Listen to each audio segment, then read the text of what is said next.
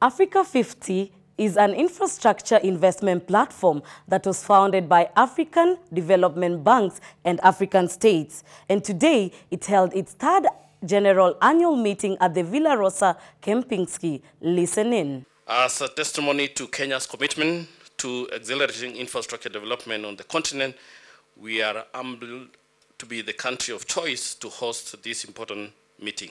Similarly, I would like to thank you for finding time to come to Nairobi for this meeting. It's a clear testimony of the importance you attach to the work of Africa 50.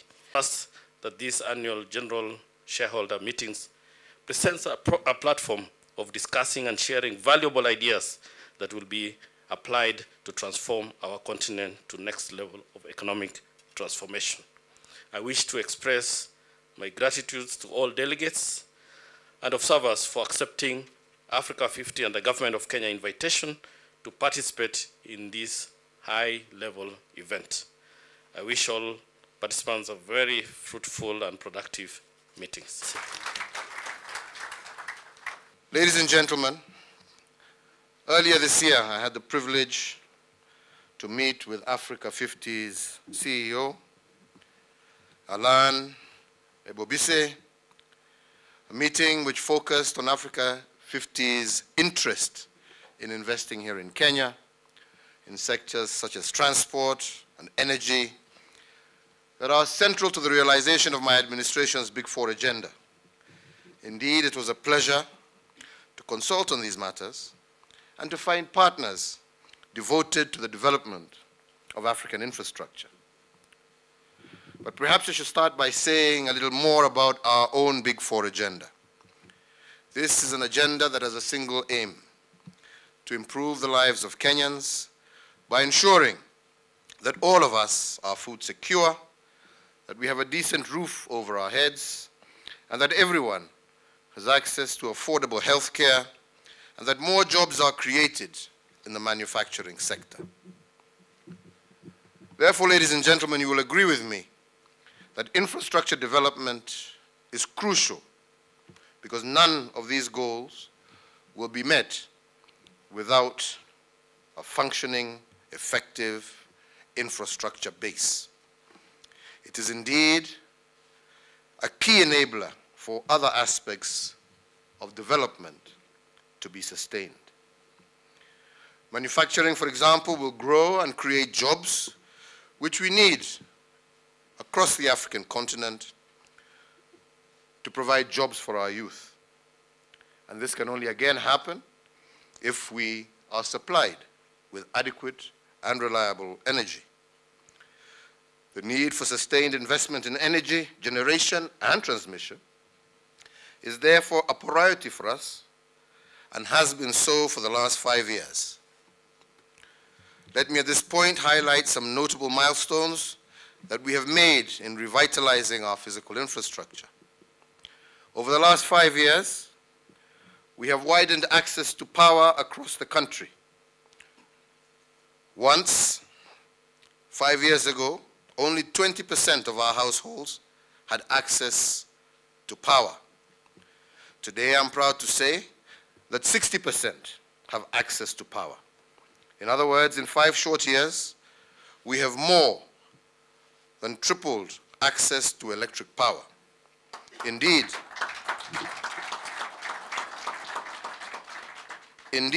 we now have, and by some distance, the best electricity access rate in East Africa.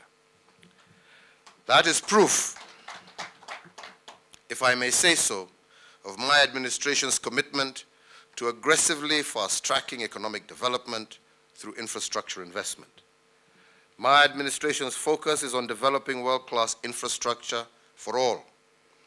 Investment, after all, tends to follow infrastructure, and businesses go where they can move people, move goods, and move services more efficiently.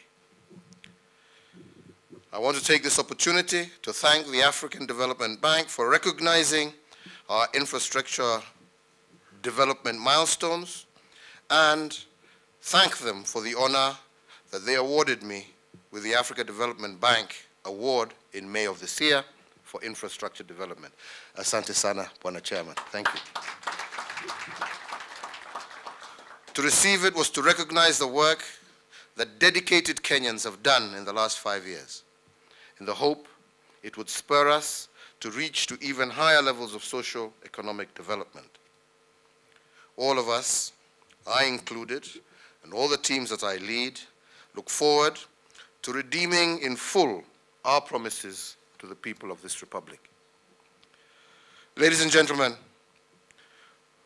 whereas we have made commendable strides in accelerating infrastructure development in Kenya, more remains to be done. The political will to take us to the next level certainly exists. This is true not only here in Kenya, but in many African nations represented here this morning. But the challenge remains. Public funding is limited, and there are competing priorities. And one answer to that challenge ought to be perfectly clear to all of us. The private sector must step up and help us close the infrastructure gap on the African continent. I am delighted to note that the Africa 50 is leading a fresh approach to infrastructure investment, one that merits the support of every government on our continent. For our part, we feel that the time has come to show our faith in Africa 50's mission. And that is why today I am pleased to announce that Kenya will double its current shareholding in Africa 50, raising its investment now to US dollars 100 million.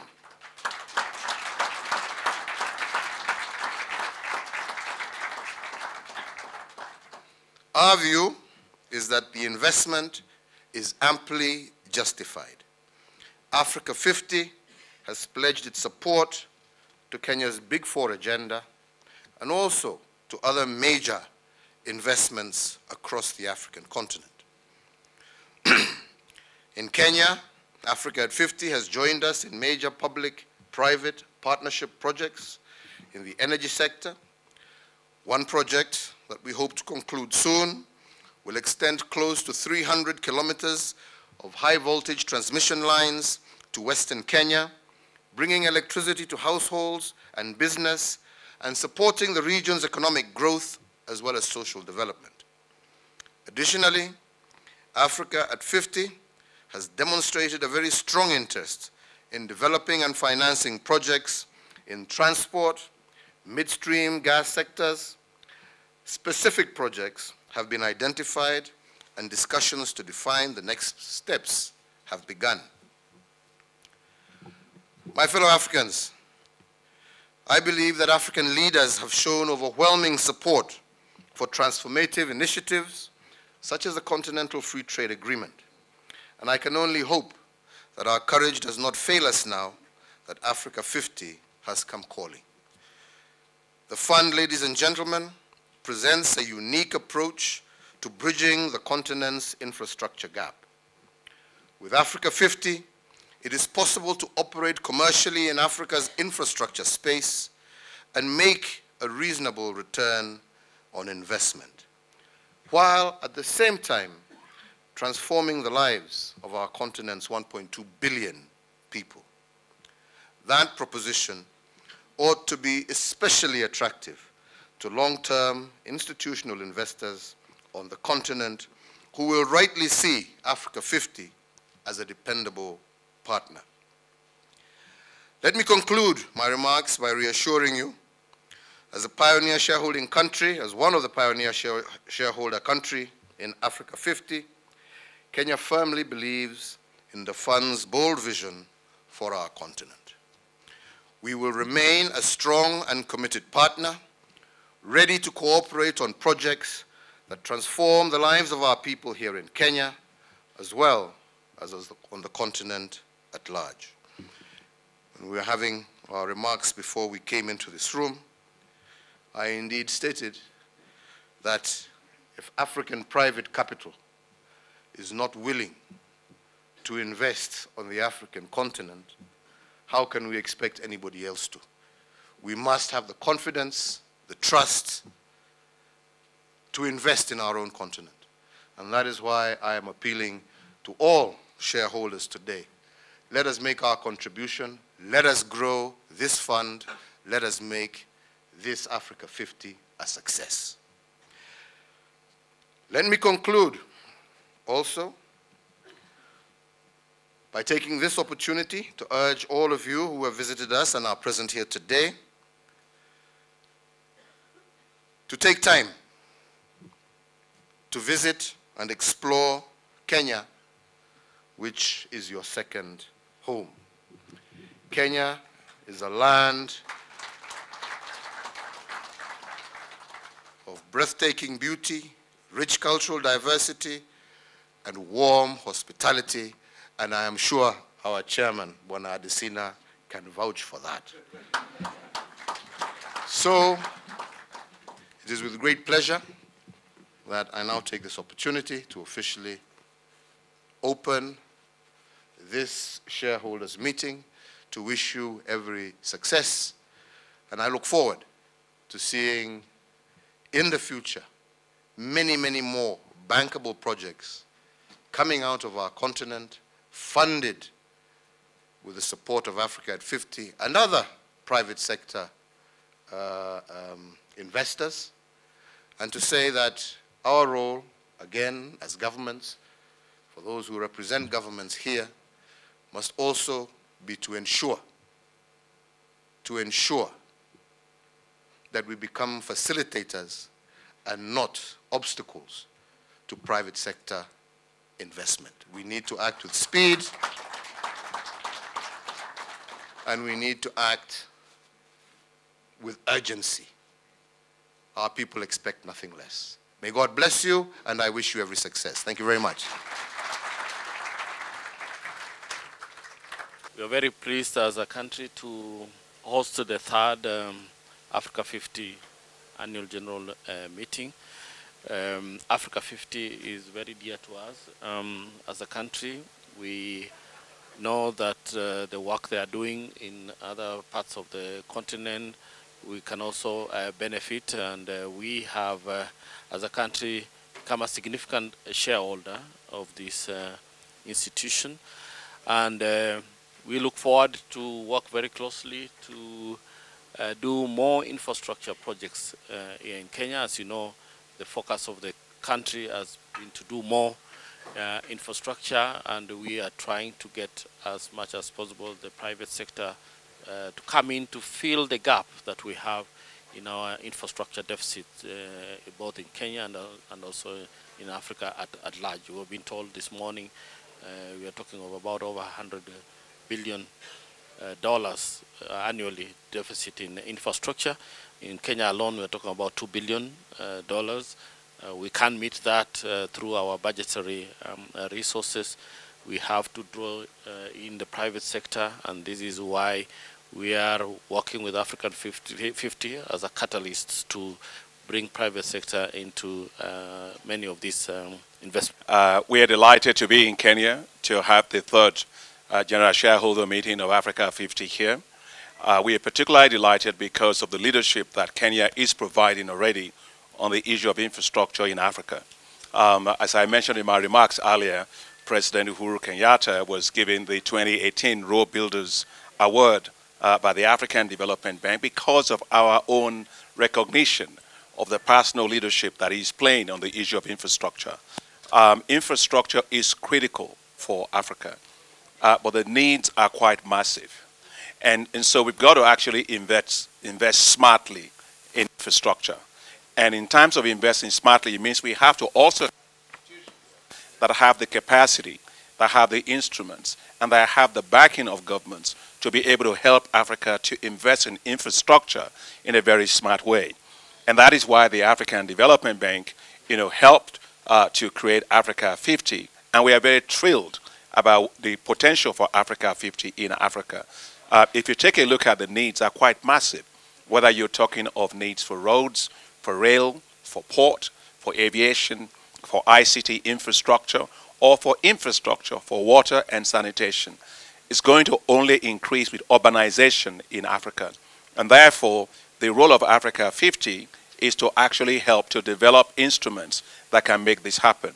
Now, when you think of infrastructure, there are three things that I would like us to keep in our mind about the role of Africa 50.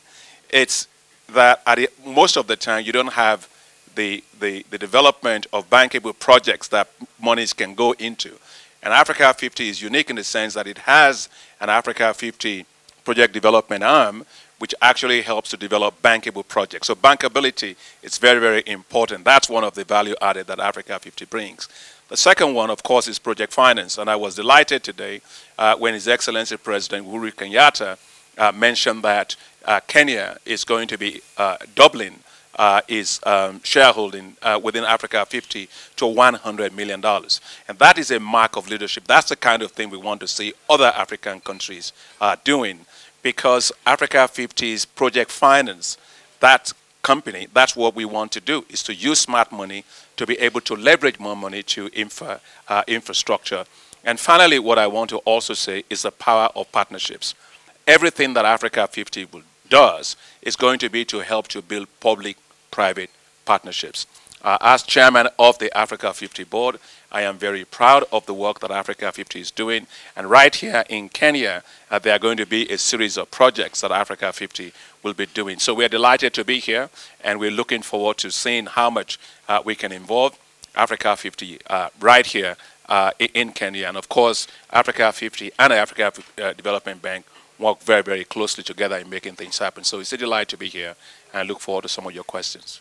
I am particularly proud to be at this third AGM because I am Kenyan, and this meeting is being held in my country. And of course, we were very pleased to hear that His Excellency the President has doubled Kenya's contribution to Africa 50. Now, I'm not just a proud Kenyan, but I'm also a proud Pan-Africanist. And it is our intent that Africa 50 will be a platform for all African countries.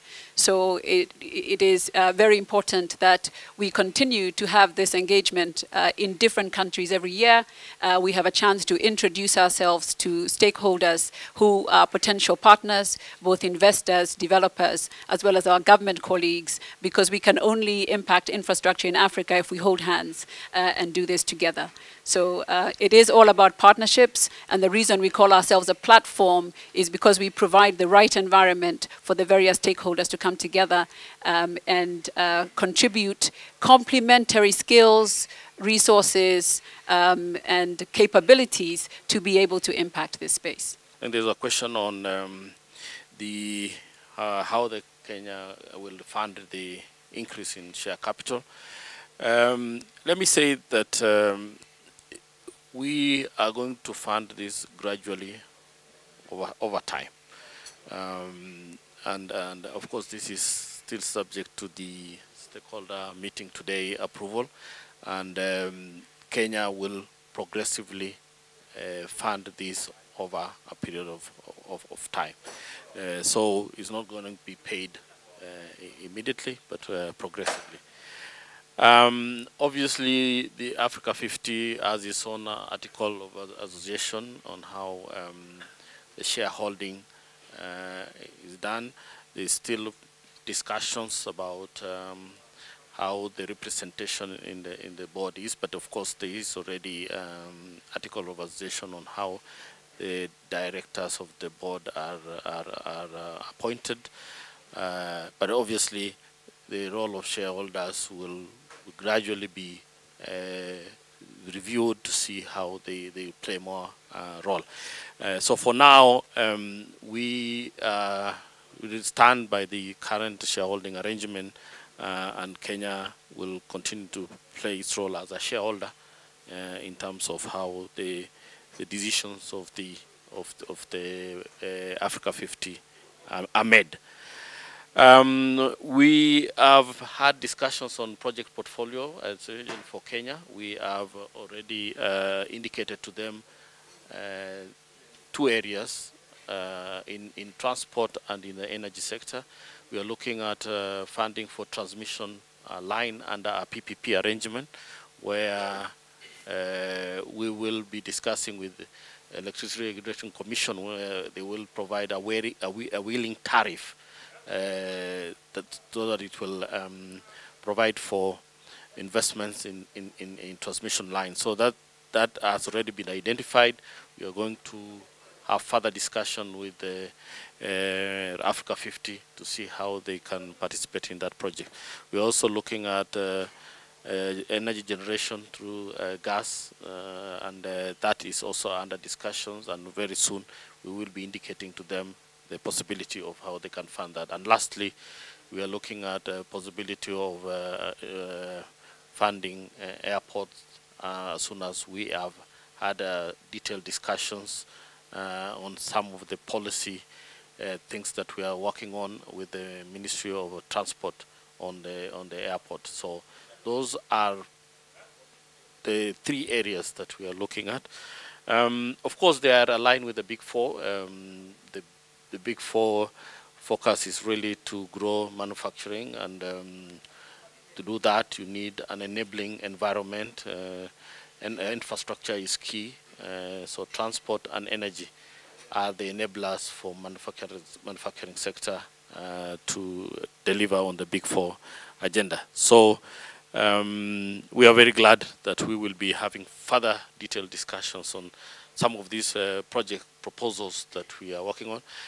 We appreciate the speed that they work and the project preparation component that they have, which will help us prepare this project very rapidly, and we very soon will be announcing concrete steps and timelines to implement these projects that we have proposed to Africa 50. In total, our investments here, it's currently about $3.1 billion, and about almost 70% of that is going into infrastructure.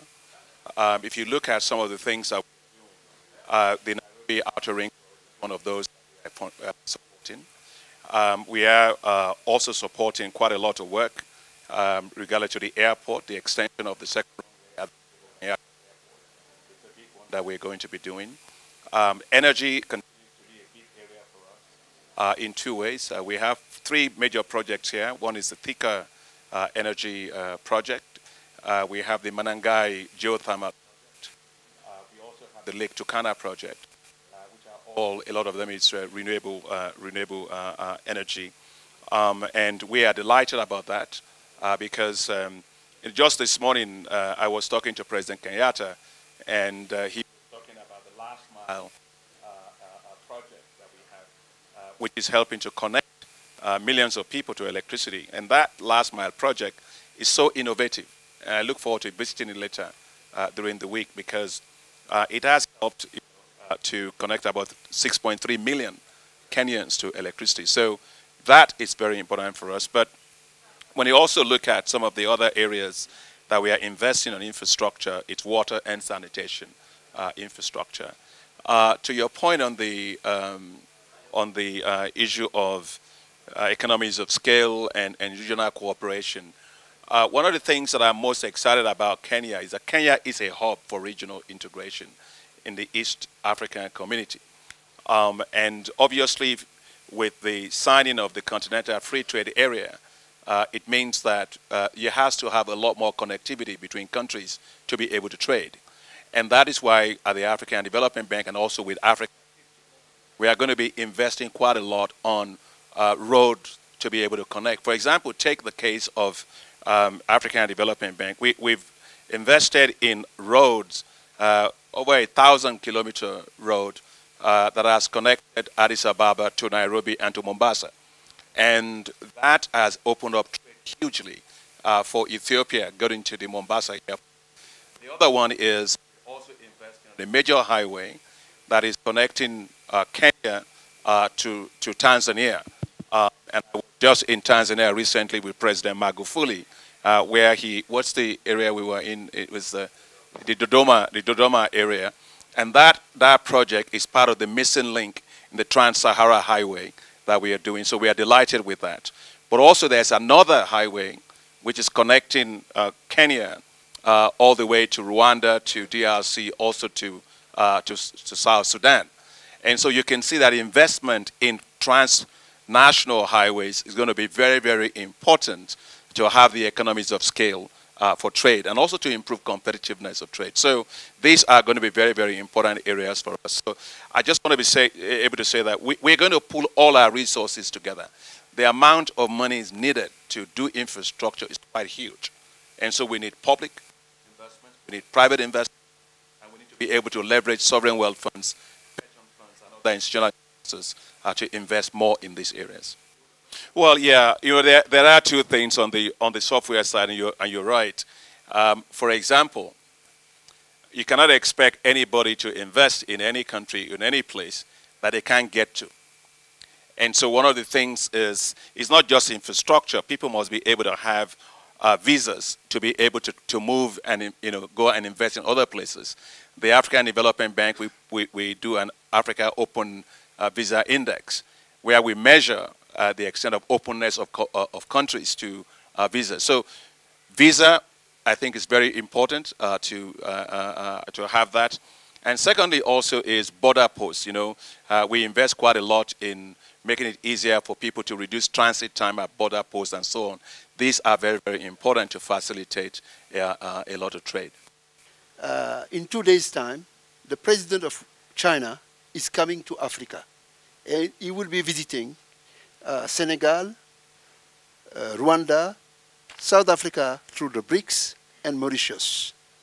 The question is, as the platform for investment in infrastructure for Africa, how do you envisage the form of cooperation to streamline and pool the resources from external partners? How do we see China's investment in infrastructure in Africa? And how do you expect other traditional partners, classical partners, World Bank, IMF, and other actors to play and come to line with what you are doing to ensure that at least there is an agenda for African infrastructure led by Africans? I thank you. Thanks, David Abling from Bloomberg. To CS Rotich, could you please give us about how much are you looking for these projects? And if you could just clarify the transmission line, is that the Olkaria-Lesos-Kisumu line, or is it a different transmission line? Then to Dr. Adesina, if you could give us the size of this fund, and if Kenya doubles its investment to 100 million USD, what stake is that? And then you also mentioned 3.1 billion investment. Is that what you have invested in Kenya, or that's for Africa? Thanks.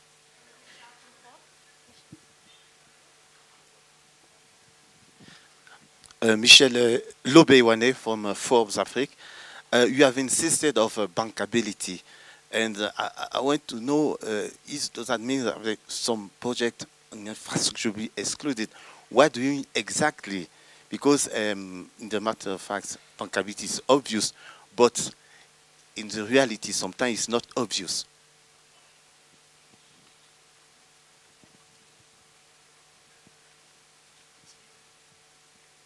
All right. So I will get started with the question on China and the other partners. Really, how do we see the role in funding the infrastructure gap in Africa?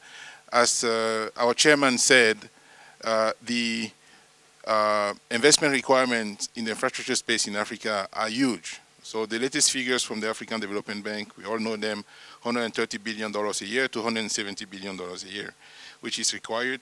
And the gap is up to $100 million, 108 to be precise. That's the gap. That's what we need to invest every year to find sources. So we do welcome funding partnerships from all over the world. As far as we are concerned at Africa 50, in practice, we have a relationship. We are discussing actual projects with China's entities like the China Development Bank or the CAD Fund, China Africa Development Fund, to co-invest in projects. So we see them as partners. The very, very important thing that it has to be stressed, at least from our standpoint, is that Africans have to be in the lead. We have to define what we want. We have to take leadership on our affairs. We have to define the project that we want to implement and seek partners to come and join us or not. If they don't want to join us, we can look for other partners that will come in and work with us to deliver project as quickly as possible for our continent. But we welcome partners, and this applies also to other partners from the World Bank. I used to be at the World Bank group, actually. I spent 17 years over there, and these are my friends. We work together, but this time Africans are leading the development of our continent, including in the infrastructure space. So that's very important. As to the bankability question, it's true that it could be a very technical question. The bankability is really structuring the project in a way that private sector entities will be comfortable enough to invest their money in the project, expecting that they will get their money back with a fair return. That's what it means. So the bankability then takes different forms depending on the stage of development of the project and of the country. Typically what you see is that the first of its kind project in some of the countries will require a bit more structuring. As the countries start to do more and more of those projects, things will become simpler. We've seen that so many places across the world. Again, I used to be the global head of the project development unit of the World Bank Group, overseeing infrastructure projects across the world. We've seen how those projects are done in other places. We can do them in Africa. In fact, we're already doing some of them in Africa. We just need to do them at scale and faster. That's what Africa 50 is all about. Thank you. With regard to your question on China, China is a friend of Africa. And China's trade between China and Africa, it's roughly about $400 billion. And China has been investing quite heavily in Africa, largely also in the area of infrastructure. And so at the African Development Bank, we work very closely with China.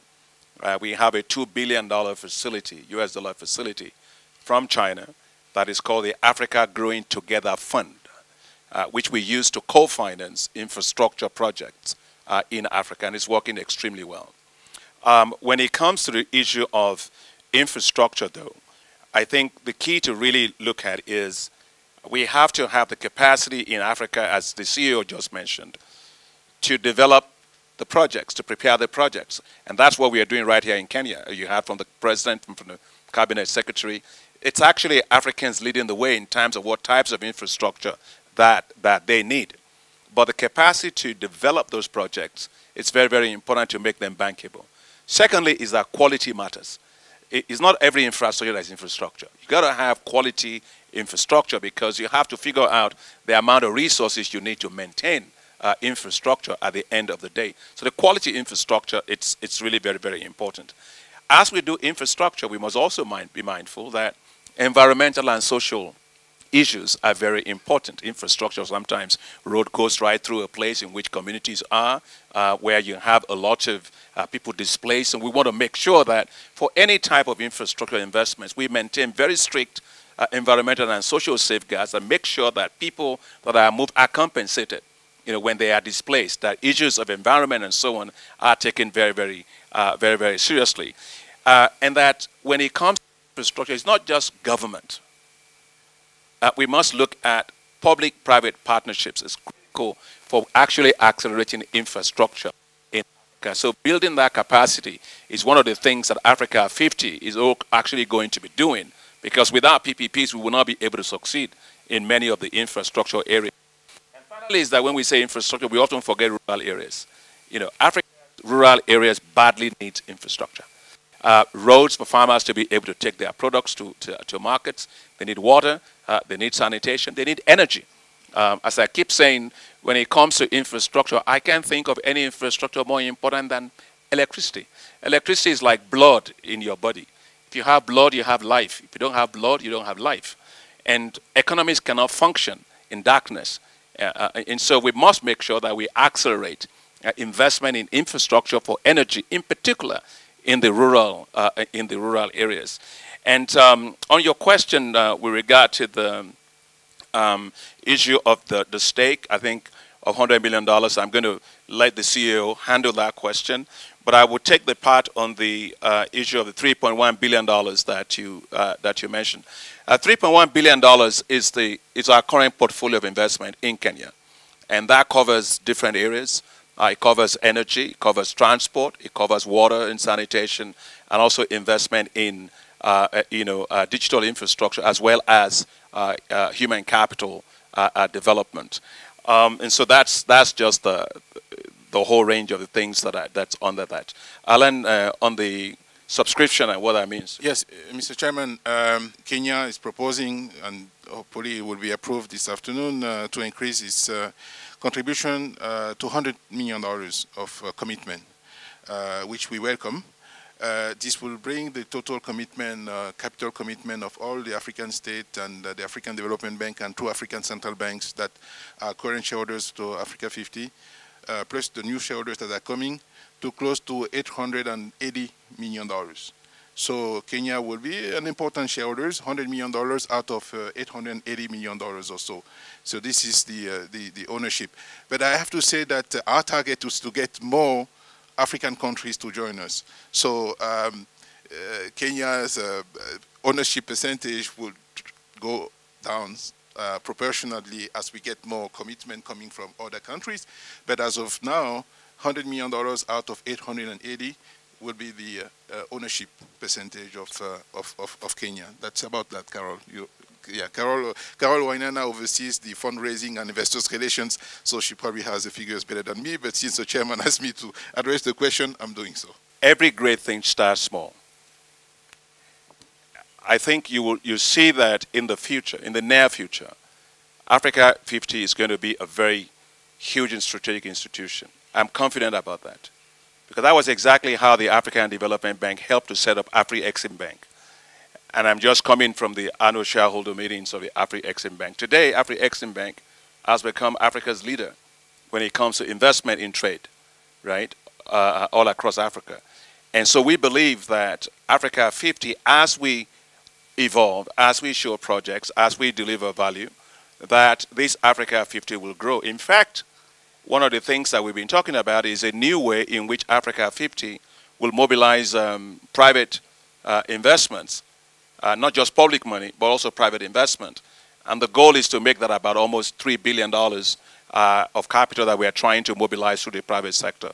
So I think that I am very confident that with the world-class team that we have there, with the range of projects that Africa 50 is getting, the attention the countries are giving to Africa 50, that Africa 50 will become a very, very significant player in this infrastructure financing space. There was a question on the amount of funding that we are looking at for these proposed projects. Let me say, at this stage, you know, we can't give really an indicative figure. The Africa 50 will be looking at these projects in detail. The actual costing will come up. I know the transmission line we are talking about is about 300 kilometers. Maybe Carol can mention the name. They have been engaging more with the Ministry of Energy, and I forget the name of the transmission line. Maybe. There are a number of transmission lines under consideration for PPP. Africa 50 specifically is looking at 3 right now. The largest, 300 kilometers in total, as the CS has said. The largest one of those is Rumuruti-Lesos. Most of them are directed to Western Kenya, where there is the most need. There are 2 smaller lines, which are more about replacing them with high voltage lines, so that you're able to transport more electricity to those areas. And those 2 are Kisumu Bondo and Eldoret Kapsoa.